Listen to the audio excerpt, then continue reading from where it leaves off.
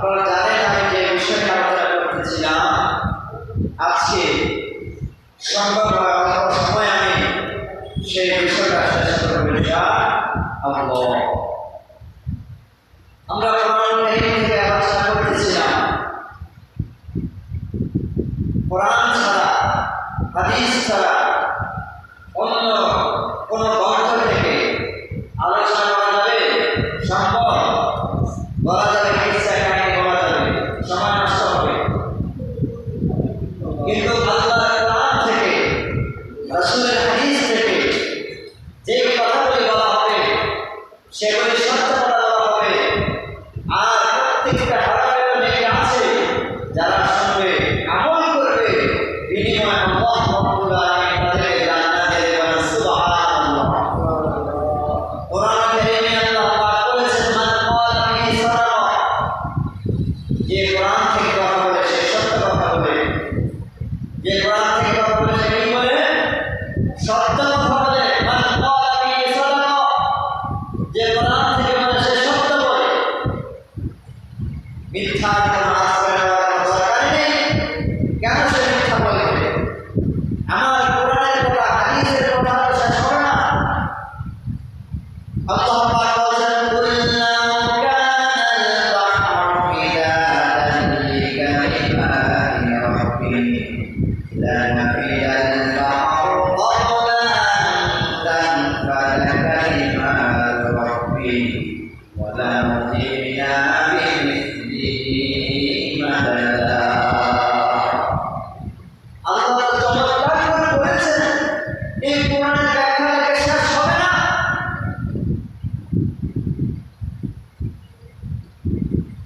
গোটা সমুদ্রের ভিতরে একটা পাখি যদি তার ঠোঁট দিয়ে পানি উঠায় অথবা ঠোঁট দিয়ে ডুবায়, আপনার আমার কি ধারণা এই পাখিটাকে গোটা সাগরের পানি নিয়ে ফেলেছে বলেন? বরঞ্চ এই পাখিটা তার তুলনায় একটা ছোট্ট পাখি, এই ছোট্ট পাখিটা মাত্র তার ঠোঁট দিয়ে একটুখানি পানি নিয়ে আসে। মহাকাশ টের পায় নাই যে আমারে যে মহাসাগর টের পায় নাই যে আমার সাগরের ভিতরে একটা পাখি ঠোঁট লাগিয়েছিল। সাগর টের পায় নাই যে একটা পাখি ঠোঁট লাগিয়ে পানি নিয়েছিল। এটা তো মহাসাগর টেরই পায় নাই। এই যে আমার হাতে কোরআন, সবাই বলেন আমার হাতে কি? কোরআন। এই কোরআন কিয়ামত পর্যন্ত এর ব্যাখ্যা, এর তাফসীর যত বড় বড় অথবা যত জ্ঞানী মানুষ, যত মুফাসসির কেরাম থাকবে, কিয়ামত পর্যন্ত তারা চেষ্টা করবে এর ব্যাখ্যা, কালিমা ব্যাখ্যা লিখে কখনো শেষ করতে পারবে না। সুবহানাল্লাহ। দিন যত যাবে কোরআনের ব্যাখ্যা তত বাড়বে, দিন যত যাবে কোরআনের ব্যাখ্যা তত বাড়বে, তত ভালো লাগবে, নতুন নতুন কথা বের হবে কোরআন থেকে। আগে মুরব্বিরা যারা বলতো, এখন মানুষ কোরআন পড়ে তারা কিছুটা প্রমাণ পেয়ে যাবে। সুবহানাল্লাহ, সুবহানাল্লাহ। এই জন্য আমি যে বিষয় নিয়ে আমি আপনাদের সামনে আলোচনা করতেছিলাম, আজকে যদি ধরি আমাদের 5 সপ্তাহ হবে, 1 মাস শুরু হয়ে গেছে। আমার বন্ধুরা শেষ করতে পারবো না, তারপর আমি অল্প সময় এই বিষয়টা সামান্য কিছু কথা বলবো, যেগুলি আপনার আমার অতি গুরুত্বপূর্ণ, অতি প্রয়োজনীয়, যেগুলো আপনার প্রয়োজন, যেগুলি আমার প্রয়োজন, সবার প্রয়োজন, মাহফিলাতের জন্য কি প্রয়োজন, গোটা দেশবাসীর জন্য প্রয়োজন, গোটা রাষ্ট্রের মানুষের জন্য প্রয়োজন। ভগবান বিজ্ঞানে মনোযোগ দিয়ে শুনবেন।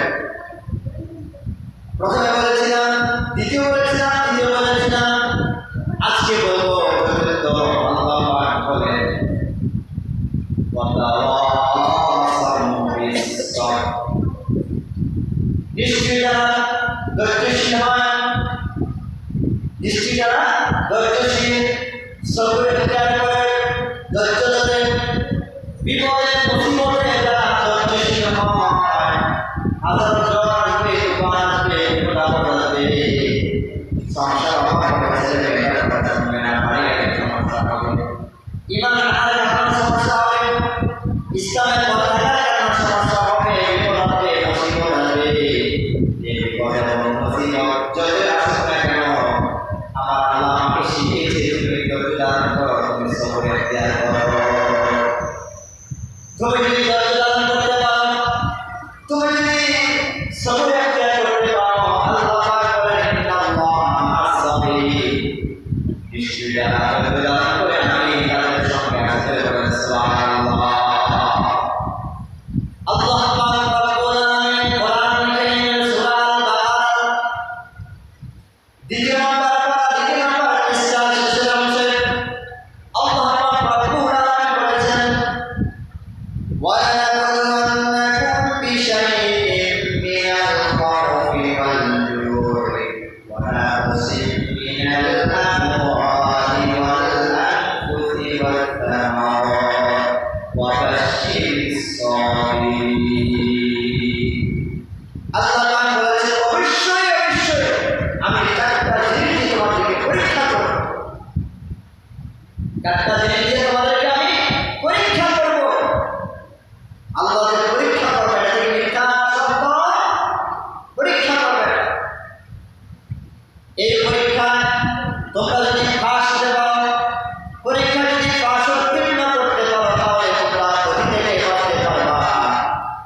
এক নম্বর পরীক্ষা হলো তোমাদেরকে ভয় দেবেন না, ভয় দেখাবেন, ভয় খোদার যন্ত্রণা দিবেন, ভয় দেখাবেন, সন্তানাদের ভয় দেখাবেন, রিজিকের অভাব দিবেন, রিজিক দিয়া ভয় দেখাবেন।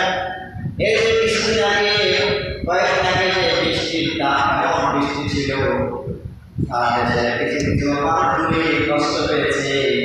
মানুষের এই ফসলাদির মধ্যে চাষবাস করেছে, মানুষ কষ্ট করে ফসল জমির মধ্যে চাষবাস করেছে। সেই ফসল কৃষকেরা তারা তাদের মধ্যে নিত, আর সেই ধান বস্তা করে তারা পানির মধ্যে ফেলে দেওয়া হলো। বস্তা করে কত অসংখ্য মানুষের ধান পচে গিয়েছে, এমন অবস্থা হয়েছে যে ধানগুলি আর খাবার উপযুক্ত হয় না। এই ধানগুলি ধরে নেবে এই সময় আর তারা পায় না, বৃষ্টির কারণে। আচ্ছা, এই পরীক্ষাটা কে করেছেন? সবাই বলেন, এই পরীক্ষা কে করেছেন? আল্লাহ বলেন, وَلَنَبْلُوَنَّكُم بِشَيْءٍ مِّنَ الْخَوْفِ وَالْجُوعِ وَنَقْصٍ مِّنَ الْأَمْوَالِ وَالْأَنفُسِ وَالثَّمَرَاتِ وَبَشِّرِ الصَّابِرِينَ الَّذِينَ إِذَا أَصَابَتْهُم مُّصِيبَةٌ قَالُوا إِنَّا لِلَّهِ وَإِنَّا إِلَيْهِ راجعون। পরীক্ষা করবেন, সন্তানদের পরীক্ষা করবেন, সম্পত্তিরা পরীক্ষা করবেন, দাদা সম্পত্তিরা পরীক্ষা করবেন, বাড়ি ঘরকে পরীক্ষা করবেন।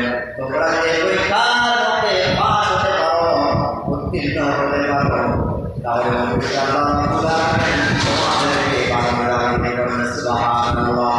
আর আমাদের যখন তোমাদের সামনে বিপদ আসবে, মুসিবত আসবে, তোমরা আমার কথা স্মরণ করো, قالوا إنا لله وإنا إليه راجعون। যখন বিপদে পড়ে যাবে, মুসিবতে পড়ে যাবে, তখন আমাকে স্মরণ করবে, আমাকে স্মরণ করবে, আমাকে স্মরণ করবে। আমি ছাড়া বান্দা তোমার কেউ নাই, আমি ছাড়া তোমার কেউ নেই।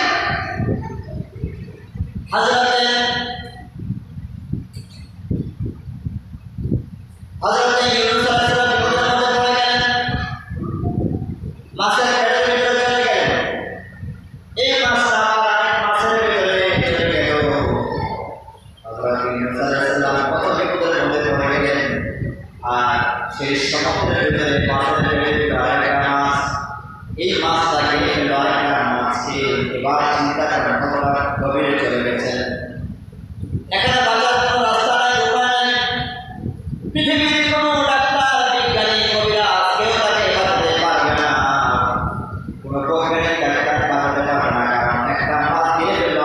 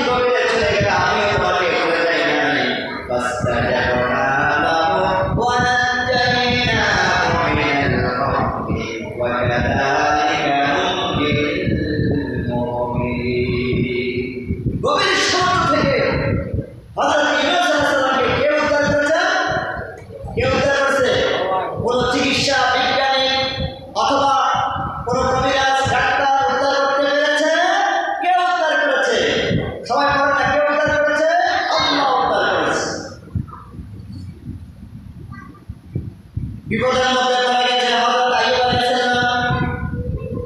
68 বছর পর্যন্ত কুষ্ঠ রোগ এমন রোগ হযরত আইয়ুব আলাইহিস সালামের গোটা দেহটা পোকা ধরে ফেলেছে। পোকা ধরতে ধরতে গোটা দেহের ভিতরে পোকা ধরে ফেলেছে, হাত পায়ে পোকা ধরে ফেলেছে, জবানের ভিতরে পোকা ধরে ফেলেছে। হযরত আইয়ুব আলাইহিস সালামকে বাড়ির ভিতরে রাখা হয়েছে। তার সন্তানগুলো শেষ, বিবিরাও চলে গেছে, শুধু একজন বিবি ছিল মারিয়াম। ওই বিবি অসুস্থ স্বামীকে খেদমত করেছে, অসুস্থ স্বামীর দেখাশোনা করেছে, বিশাল বালকনা দেখায়া। হযরত আইয়ুব আলাইহিস সালামের স্ত্রী তার সেবা যত্ন করেছে, খেদমত করেছে। আমার ভাই অনেক কষ্ট করেছে। আজকালকার নবীরা বলে স্বামী যদি অসুস্থ হয়, এমন তার যারা আছে স্বামীর অসুস্থতা দেখে তিনি বাপের বাড়িতে চলে যান। আসলে তার ভিতরে ধৈর্য নেই, হতাশা হয়ে যায়, পেরেশানি হয়ে যায়। মা মহিলারা কান খোলা করে শুনুন, আপনার স্বামী যদি অসুস্থ হয়ে যায়, আপনার সন্তান যদি অসুস্থ হয়ে যায়, অবশ্যই আপনার আল্লাহ পাক আপনাকে স্বামীর দেখাশোনা করার দায়িত্ব ভাগ দিয়েছেন। আপনাকে অবশ্যই আপনার স্বামী যদি অসুস্থ হয়ে যায়, আপনি ছাড়া তার আপনার কেউ নাই। কারণ স্বামী আর স্ত্রী আল্লাহ পাক প্রদত্ত, আল্লাহ পাক মেহেরবানি করে তাদের প্রতি মহব্বত বাড়িয়ে দিয়েছেন, মিল মহব্বত দিয়েছেন। আল্লাহ পাক বলেছেন, কুন্না লিবাসুল্লাহ ওয়া আনতুম লিবাসুল্লাহ কুন্না। স্বামী এবং স্ত্রী একে অপরের প্রতি মায়া মহব্বত, একে অপরের পোশাক সুযোগ জমা করেছেন আল্লাহ পাক। পোশাক একজন আরেকজনের পোশাক। আর এমন মানুষ আছে যে কেউ যদি অসুস্থ হয়ে যায় স্বামী, তাহলে স্ত্রীরা তাকে দেখতে পারে, এমন আছে। আবার এমন পুরুষ আছে যে স্ত্রী অসুস্থ হয়ে যায়, স্বামীকে তারা দেখতে আর পারে না। অথবা কোনো মহিলা তার শ্বশুর শাশুড়ি অসুস্থ হয়েছে, উচিত ছিল তার শ্বশুর শাশুড়ির খেদমত করা। তুমি যদি তোমার বাবা মনে করে আমার তো বাবা আছে, মা আছে, আমার বাড়িতে বাবা আছে, মা আছে, যেহেতু আমি শ্বশুর বাড়ি যাচ্ছি, ইনি তো আমার বাবা, ইনি আমার মা, এবং বাবা মায়ের মতো, বাবার মতো। আমি তাদেরকে সেবা যত্ন করি, তাদের খেদমত করি, অবশ্যই আল্লাহ পাক রব্বুল আলামিন জয় দেবে। সুবহানাল্লাহ। আল্লাহ নবীর স্ত্রী প্রথম যিনি বিবাহ করেছিলেন হযরত খাদিজা রাদিয়াল্লাহু তাআলা আনহা। নবীজি সাল্লাল্লাহু আলাইহি ওয়াসাল্লামের স্ত্রীকে আল্লাহ পাকের পক্ষ থেকে জিবরাইলের মাধ্যমে কয়েকবার সালাম দিয়েছিলেন। সুবহানাল্লাহ। কয়েকবার সালাম দিয়েছেন। জিবরাইল আলাইহিস সালাম বলছেন, ইয়া রাসূলুল্লাহ, আপনার স্ত্রী খাদিজা খাদিজাকে সালাম দিয়েছেন। এ সালাম পাঠিয়েছেন, আল্লাহ সালাম পাঠিয়েছেন। সুবহানাল্লাহ বলবেন না? তিনি তো মহিলা, তিনি তো স্ত্রী একজন, তারা তো একজন স্বামী। সুবহানাল্লাহ। কেমন স্ত্রী ছিল? ব্যবসার মধ্যে যত মালামাল ছিল, যত টাকা উপার্জন করত, যত আয় করত, কিছু সম্পদ টাকা, যত সম্পদ ছিল, মুহাম্মদ সাল্লাল্লাহু আলাইহি ওয়াসাল্লামের পায়ের কাছে এসে রাখতে বলেন। সুবহানাল্লাহ।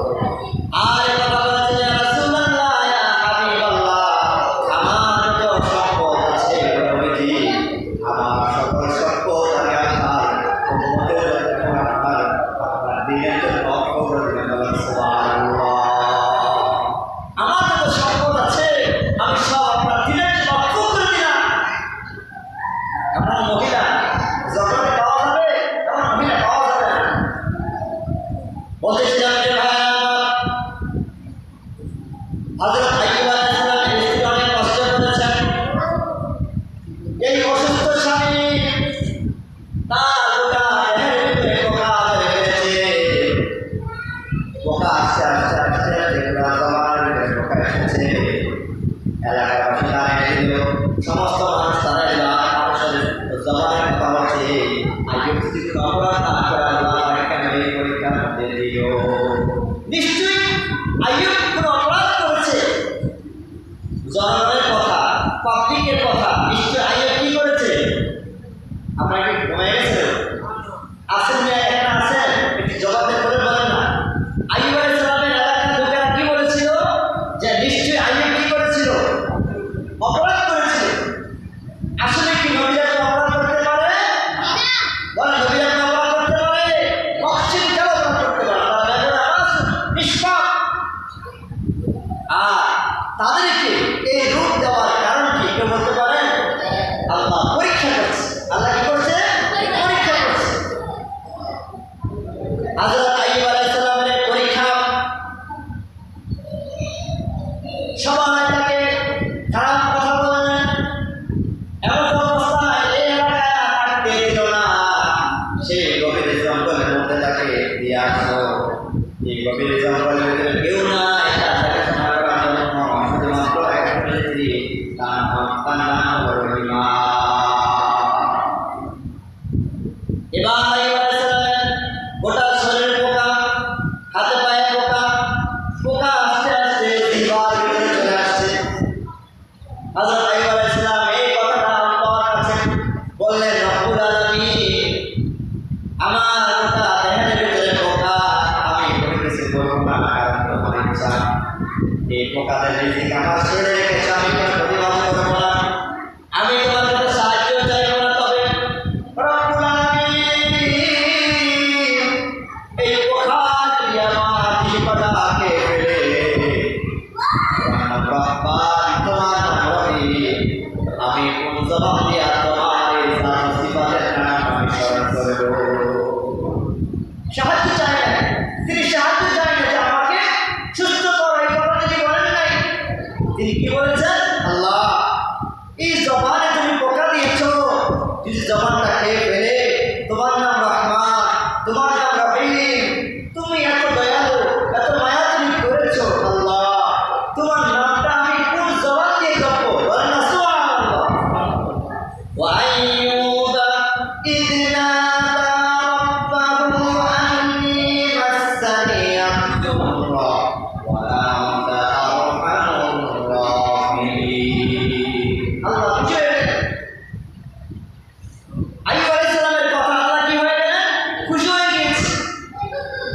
এখন যারা বিছানার মধ্যে আছেন, অসুস্থের ভিতরে আছেন, পেরেশানির মধ্যে আছেন, ছেলেটা অসুস্থ অথবা প্রবাসে বিপদের মধ্যে আছে, স্বামী প্রবাসে আছে, বিপদের মধ্যে আছে, এই পৃথিবীর কাউকে স্মরণ করে আপনার কোনো লাভ হবে না। আপনি যাকে সেজদা দিয়ে স্মরণ করবেন তিনি হলো আপনার আল্লাহ। কেউ শুনো কার না শুনো কার, আপনার আল্লাহ অবশ্যই তিনি শুনতেছেন। সত্য করে বলেন সুবহানাল্লাহ। আল্লাহ শুনে কি শুনে না? অবশ্যই শুনে। হযরত আইয়ুব আলাইহিস সালামের কথা আল্লাহ পছন্দ করলেন। যে না আল্লাহ পাকের কাছে আরজি করলেন, পেশ করলেন, আল্লাহ পাক রব্বুল আলামিন হযরত আইয়ুব আলাইহিস সালামকে আবার পুনরায় সুস্থতা নিয়ামত দান করলেন। সুবহানাল্লাহ বলেন, সুবহানাল্লাহ, সুবহানাল্লাহ। আবার সন্তান পেয়েছে, আবার বিবিদেরকে পেয়েছে, সব আবার আগের মতোই স্বাভাবিক অবস্থা আল্লাহ পাক তাকে ফিরিয়ে দিয়েছে। বলেন না সুবহানাল্লাহ। হযরত আইয়ুব আলাইহিস সালামকে যে আল্লাহ তাআলা স্বাভাবিক অবস্থা ফিরিয়ে দিল, সে আল্লাহ এখন আছে নাকি নাই? বলেন না, সে আল্লাহ আছে না নাই? আছে। আমার বন্ধুরা, আমার ভাইরা, বিপদে পড়ে হযরত ইব্রাহিম আলাইহিস সালাম নমরুদের বিরুদ্ধে ইব্রাহিম আলাইহিস সালাম কথা বলল। কথা বলার কারণে নমরুদ অনেক রাগান্বিত হয়ে গেল, গুসা হয়ে গেল। নমরুদ চিন্তা করতেছে, ইব্রাহিম তো আমার বিরুদ্ধে কথা বলতেছে, ইব্রাহিম আমার বিরুদ্ধে কথা বলতেছে, আমার ভাইরা আগে একটা কথা বলবে। জানলাম এখন নিরাপদ আপনাদের সামনে হযরত ইব্রাহিম আলাইহিস সালাম, তিনি আমাদের জাতির পিতা। সবাই বলেন আমাদের জাতির পিতাকে, একটু জোরে বলেন আমাদের জাতির পিতাকে, জোরে আওয়াজ দেন আমাদের জাতির পিতাকে। হযরত ইব্রাহিম আলাইহিস সালাম আল্লাহ কোরআনের মধ্যে বলেছেন, মিল্লাতা আবিকুমুল ইব্রাহিম হুয়া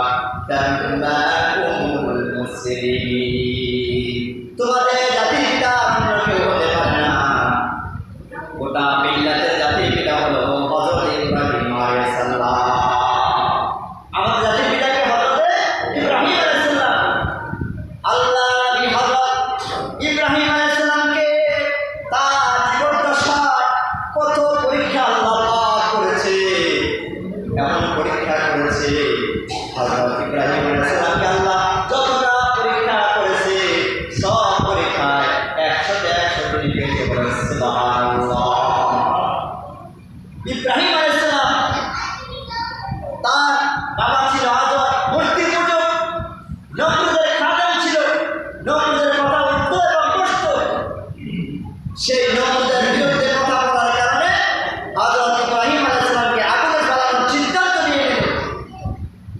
আমার বন্ধুগণ ভাইরা, তারপর যখন আগুনে ফেলানোর সিদ্ধান্ত নিল, এখন থেকে ফেরেশতারা গ্রাম দিয়ে রাখে, ফেরেশতারা দৌড় দেয় না।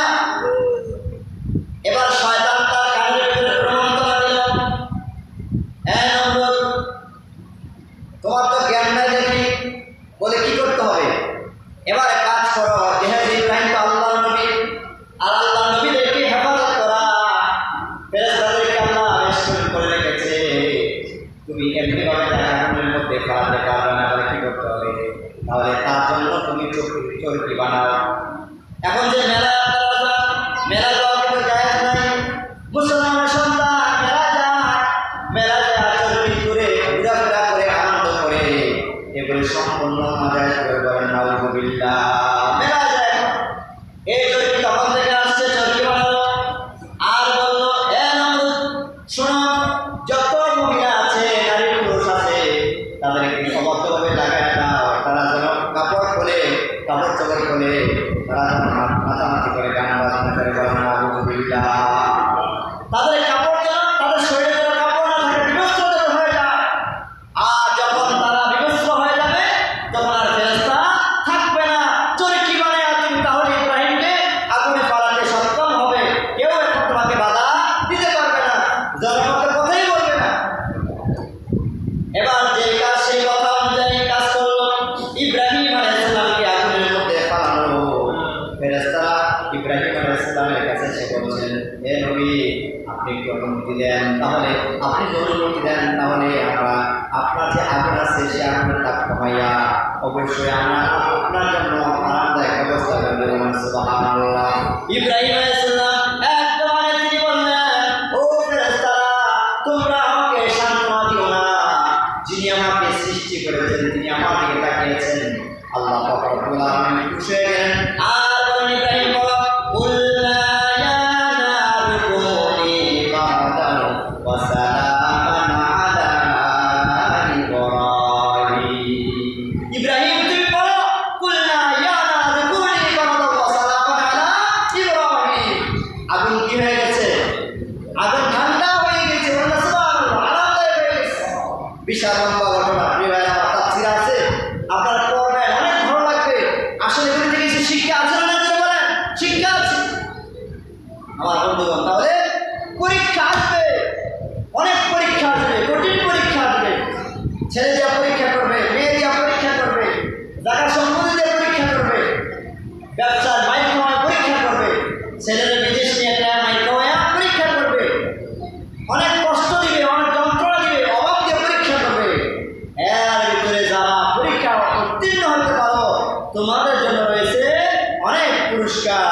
আর আল্লাহ পাক রব্বুল আলামিন বলেছেন, অবশ্যই ইন্নাল্লাহা মা'আস সাবিরিন, নিশ্চয়ই আমি যারা ধৈর্যশীল, আমি তাদের পাশে আছি, তাদের সাথে আছি, তাদেরকে আমি দেখাশোনা করি।